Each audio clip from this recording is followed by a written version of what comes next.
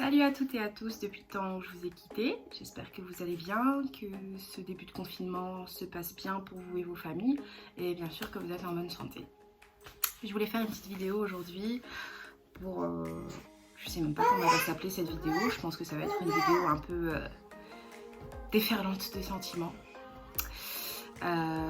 Pour faire un point donc, sur mon état d'esprit pendant ces essais bébés.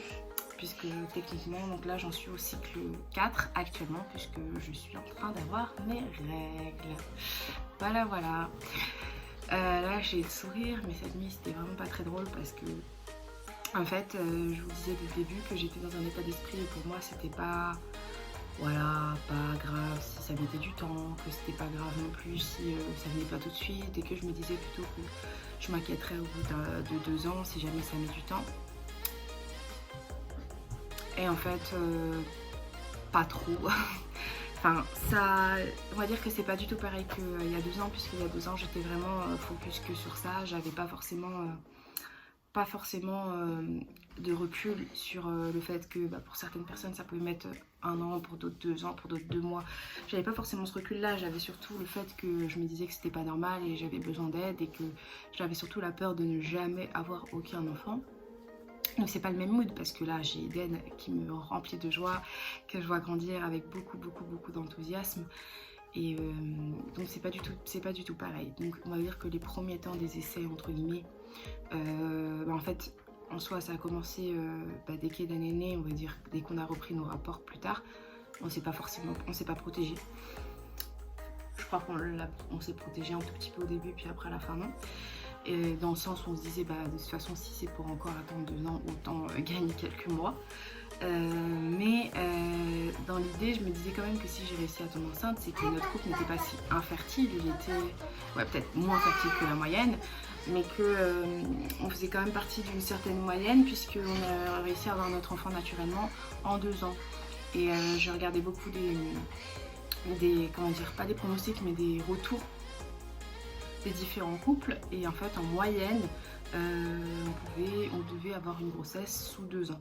Donc en fait on était encore dans les clous entre guillemets, même si on avait vérifié médicalement qu'il y avait bien un souci d'infertilité, que mon mari était au ATS. Donc malgré cela, voilà, les premiers mois n'étaient pas non plus très compliqués. Mon retour de couche était compliqué parce qu'en fait avant le retour de couche tu t'imagines toujours peut-être avoir un petit miracle, une petite graine ou un truc comme ça, une petite surprise. Voilà, comme toutes ces histoires de personnes que tu entends qui font un déni de grossesse partielle, et en fait ça se trouve je savais pas, mais j'étais enceinte de 3 mois, vous savez, le truc que quand t'as mis un pied en PMA tu sais que c'est rarement possible. Et voilà, genre moi je rêvais ça. Bon, après il y a eu ce retour de couche, c'était un peu, bon je me suis dit ok, d'un côté c'est bien parce que mes cycles font revenir à la normale, et en fait pas du tout. Le premier cycle a duré une éternité, il a duré je crois 37 jours ou 40 jours, donc super long, quasiment le temps de 2 cycles quoi. Je crois que c'était même plus long, je crois que c'était plutôt aux alentours de 50 jours. Donc c'était vraiment très long.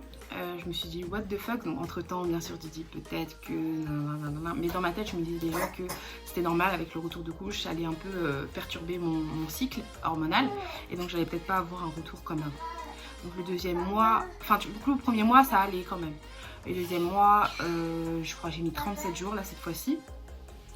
Là bon, en fait ce qui commençait à voir c'est que je commençais à faire de nouveau des insomnies, comme quand j'étais enceinte d'Eden le premier mois. Et quand j'étais enceinte de lui au début, j'avais beaucoup de flatulence on va dire, insomnie, et j'avais aussi également des nausées, mais vite fait, pas beaucoup. Sauf que là en fait j'avais des envies de vomir, donc là je commençais à me dire peut-être que et tout, mais bon, mes règles sont arrivées avant que je fasse un test. Le troisième cycle, j'ai mis 33 jours, mais en fait au bout de 30 jours je pensais que j'allais avoir, je commençais à avoir des pertes blanches, beaucoup de pertes blanches, pas mal de signes qui me faisaient penser à avant quand j'étais enceinte d'Eden. Donc je me suis dit vas-y je vais tester, et en fait j'ai testé et puis c'était négatif, et ensuite j'ai eu mes règles. Et en fait pareil, cette envie de vomir et tout. Donc ça me faisait pas ça avant d'avoir mes règles avant, mais maintenant je commence à l'intégrer comme un signe qui me dit plutôt que je vais avoir mes règles, comme en fait c'est plutôt ça quoi, puisque mon test était bien négatif, pas à l'ombre d'un doute. Et enfin donc ce fameux cycle 4 qui a débuté il y a un jour, En fait pareil, je commence à avoir envie de vomir depuis 2 jours. Un peu mal au ventre la semaine dernière, mais on se dit plutôt que c'est voilà, une douleur... En fait on commence à tout s'imaginer. Est-ce que c'est une douleur d'ovulation? Est-ce que c'est une douleur qui prépare le terrain aux règles? Est-ce que c'est une douleur d'accroche, d'implantation? Voilà, on commence tout de suite à se faire ces petits films-là, à notre habitude bien sûr, les essayeuses. Et voilà, donc en fait on va dire que petit à petit, là je commence à retomber dans une attente et une déception en fin de cycle. Donc pendant tout le début de cycle, voilà, je suis dans l'attente, je me dis peut-être que... Et à la fin, tu as quand même cette déception. Sachant aussi qu'en parallèle à ça, j'essaye de travailler ma perte de poids de kilos de grossesse, parce que en fait, je vous explique, le premier mois, je crois, quand j'ai accouché, j'ai tout perdu. Vraiment, j'avais tout perdu. Et en fait, avec le relâchement, avec le retour de mes troubles comportementaux, alimentaire, je sais plus comment on dit, mais TCA, le retour, parce que pendant ma grossesse ils n'étaient pas du tout présents, c'est à dire que pendant ma grossesse déjà j'avais vraiment pas faim, pas beaucoup faim, donc je mangeais vraiment très raisonnablement. C'est simplement vers le dernier mois où ouais, j'avais peut-être plus des envies de sucrer, mais ça restait très raisonnable, c'est à dire que je grignotais pas toute la journée, voilà, je retrouvais pas non plus des compulsions, des impulsions alimentaires. Et donc c'est quand j'ai accouché, après on va dire environ 3 mois, que j'ai recommencé à avoir ma faim habituelle quoi. Et donc où c'est revenu en force. Et donc à partir du moment de ce moment-là, je pense que j'ai repris petit à petit, je sais pas exactement comment parce que j'avais arrêté de me peser tellement j'étais heureuse de surfer sur une vague où je prenais aucun kilo.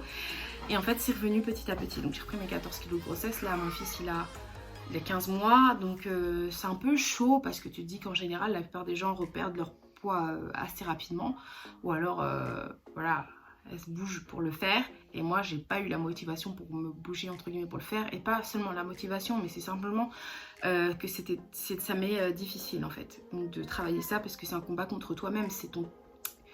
Comment, je peux pas vous l'expliquer en 2 minutes ce que c'est une TCA, mais là c'est plutôt... tu sais que c'est pas bien, en fait tu vas le faire et tu vas beaucoup culpabiliser. Je vais boire un carré de chocolat, je vais quand même le manger parce que même si je sais que j'ai pas faim et je sais que c'est pas le moment de le faire, et ben je vais quand même le faire parce que c'est une impulsion, c'est quelque chose que je ne contrôle pas. Et une fois que je vais être en train de manger, je vais culpabiliser. Et avant, donc quand j'étais plus jeune, quand j'avais à peu près 14 ans, du coup j'étais...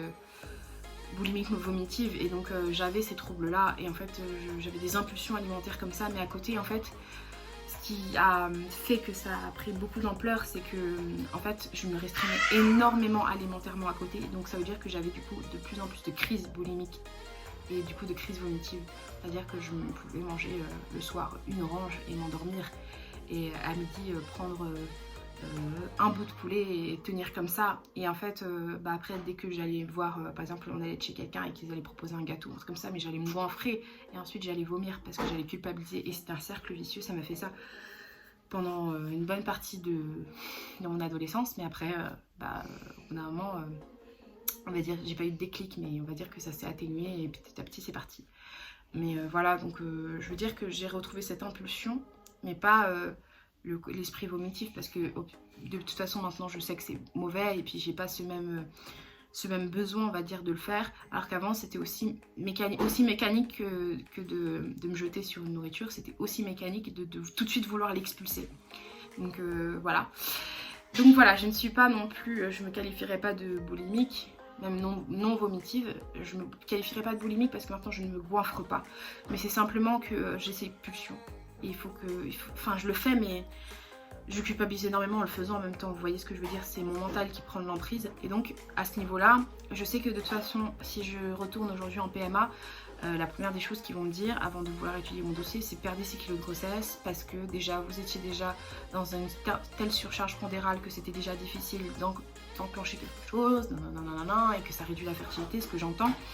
Et donc voilà, quand c'est strictement médical, j'ai pas de souci avec ça parce que c'est la vérité, mais quand c'est des jugements de valeur, faut voir ma toute première vidéo où je vous parlais de la personne que j'avais vue qui avait vraiment un problème avec les personnes grosses, tout simplement.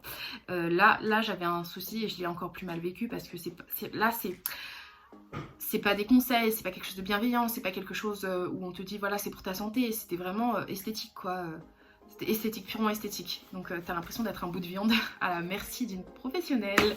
Donc c'était super agréable. Bref, pour revenir à cette histoire de ces bébés, il y a ça, il y a cette culpabilité où je me dis, en fait finalement il faudrait déjà que je perde. Parce que sinon à quoi bon, enfin je vais encore reprendre peut-être 14 kilos, peut-être même plus avec une grossesse, parce qu'en fait peut-être que j'aurai de nouveau une prise de poids importante, ou peut-être pas, j'en sais rien, mais dans tous les cas repousser la perte de ces kilos là sera un problème. Et donc j'avais vu un endocrinologue qui n'a pas fait vraiment d'examen en fait, je l'ai vu, ça a duré quoi, 10 minutes. Il m'a fait une pesée, il m'a demandé est-ce qu'il y a des personnes obèses dans mon entourage? Oui. Est-ce qu'il y a des personnes qui ont le diabète? Oui. Et en fait il s'est dit ok, donc vous êtes à risque d'avoir un diabète de type 2 et pour ça la perte de poids est vraiment urgente et du coup on va envisager peut-être une opération bariatrique. Donc là je me suis dit ok, mais en fait je venais pas vraiment pour ça, je venais pour trouver pourquoi j'avais ces troubles comportementalistes alimentaires. Et en fait le fait de tomber sur un endocrinologue qui me donne un programme sur 2 jours stricts où je peux manger que des légumes et de la viande blanche, du poisson. Je l'ai fait pendant 1 mois et après j'ai décidé de reposer de rendez-vous avec ce monsieur parce que je me suis dit il a forcément envie de m'opérer. Je suis pas forcément fermée à l'idée, mais j'ai pas envie de reprendre du poids derrière parce que le problème n'aura pas changé. Donc c'est d'abord vous me réglez ce problème là, pourquoi je fais ça. Et ça date pas d'aujourd'hui, ça date depuis mon adolescence, on va dire de moins les prémices de tout ça, ça date de mon adolescence. Donc qu'on essaye plutôt de trouver la solution à ça, pourquoi je fais ça et comment je peux arrêter. Et ensuite qu'on traite mon problème de poids, parce qu'à partir du moment où j'ai trouvé ce blocage psychologique, je pense que je pourrais agir à vie. Et c'est ce qui m'intéresse en fait.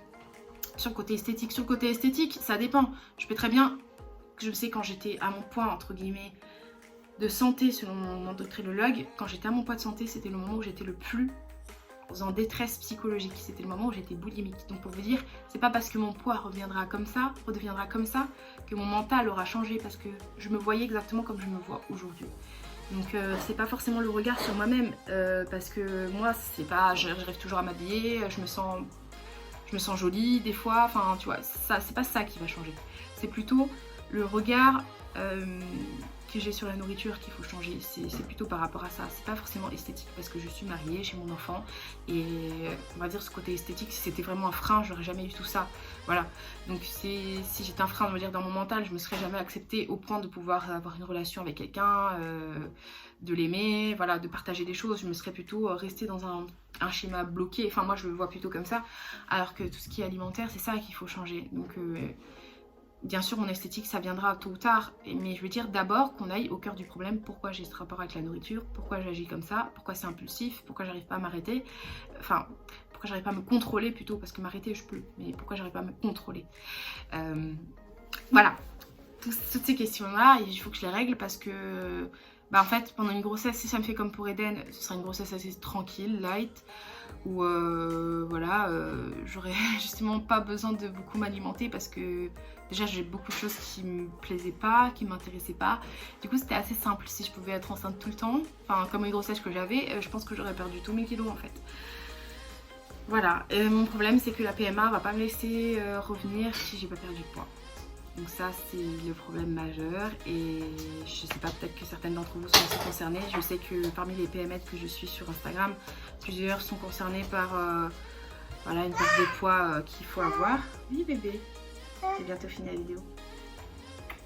Une perte de poids qu'il faut avoir.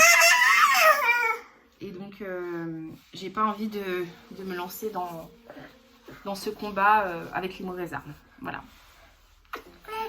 Oui, c'est la vidéo. J'ai mis du chocolat. Tu sais que je vais couper ta tête au montage. Tu peux mettre ta tête. T'as fait caca. T'as fait caca. Attends, on va changer la couche. Bon, je vais finir la vidéo maintenant. Donc voilà, désolée, j'ai été interrompue par un petit bébé qui a besoin qu'on change sa couche. Même si son papa est là, mais il joue à la console, donc je vous dis pas, n'est-ce pas? Il joue à la console, papa. Oui. Donc je vais m'occuper de ce petit bout. Et je vais m'armer de patience parce que les essais bébés, c'est de la patience, c'est de la résilience. Et c'est un combat que beaucoup de couples ignorent. Et voilà, je voulais revenir à l'essence même de cette page, pour donner de l'espoir à celles qui regardent ces vidéos, se dire que bah ouais, c'est pas impossible, il faut pas lâcher, il faut se battre pour vaincre cette infertilité, qui a plus d'armes que nous, parce que bah, c'est quelque chose qu'on ne maîtrise pas. Un cycle, c'est tellement aléatoire, il suffit du rapport au bon moment, ça peut être tellement parfois simple pour des couples et tellement compliqué pour d'autres. Voilà, le transfert, la PMA, les techs des embryons qui étaient de très bonne qualité et pourtant ça ne marche pas et on ne comprend pas, de devoir faire des matrices labs, de devoir se déplacer même à l'étranger pour faire des FIV d'eau, de devoir même envisager une adoption. C'est un combat dont on n'imagine même pas l'impact sur notre vie pour des personnes qui ne le vivent pas et qui n'ont même pas mis les pieds dedans. Donc je voulais juste vous dire que je suis de tout cœur avec vous et que vous êtes loin d'être seul. Et je vous inviterai, je vous inviterai à vous, si ce n'est pas le cas, à vous rapprocher d'une communauté Instagram des scieuses. Vous trouverez forcément quelqu'un qui aura un parcours à peu près similaire au vôtre ou alors qui pourra beaucoup vous rassurer. Voilà. Et je voulais finir sur cette note et je vous dis à très bientôt. Bisous.